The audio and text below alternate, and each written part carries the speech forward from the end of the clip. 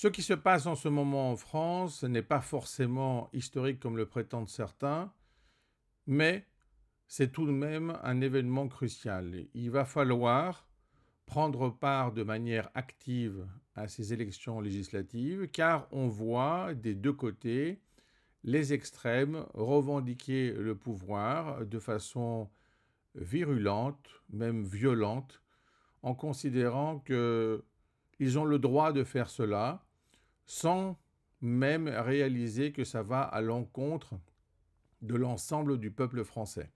Alors l'idée est la suivante, nous avions au départ la droite et la gauche, finalement on voit que nous avons l'extrême droite, le centre et l'extrême gauche.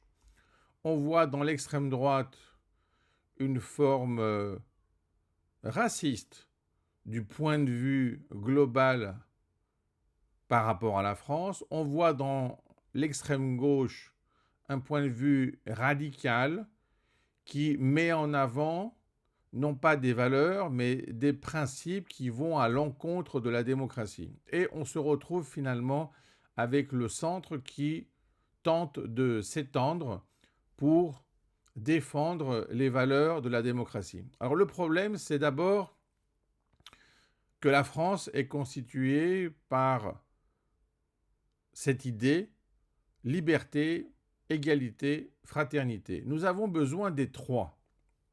Alors, il est évident que pour les extrêmes, la notion de liberté n'a pas vraiment d'importance. Ils veulent soit l'égalité à tout prix, même si c'est par le bas, soit une forme de fraternité, mais qui est complètement communautaire et pas nationale. Donc le problème, c'est de mettre en évidence la liberté du peuple français à s'exprimer. Alors certainement, les élections européennes ont été difficiles et on le voit bien avec le taux d'abstention, puisque les gens n'ont pas voulu véritablement participer à ces élections. On voit maintenant la création d'un danger qui n'est pas du tout artificiel, qui est, je pourrais dire même, naturel. Et on voit ce danger se multiplier, puisqu'il est bien présent à l'extrême droite et à l'extrême gauche, là où apparemment on voudrait nous faire croire qu'il y a des positions unies. On voit bien qu'il s'agit d'alliances contre nature, aussi bien à l'extrême droite qu'à l'extrême gauche.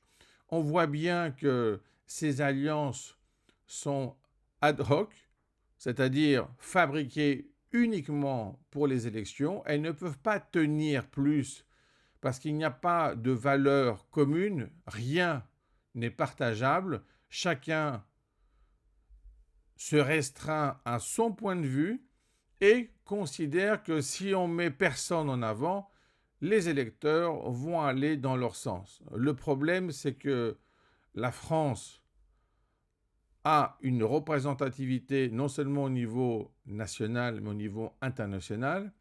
On ne peut pas dire et faire n'importe quoi simplement pour faire plaisir à certaines minorités.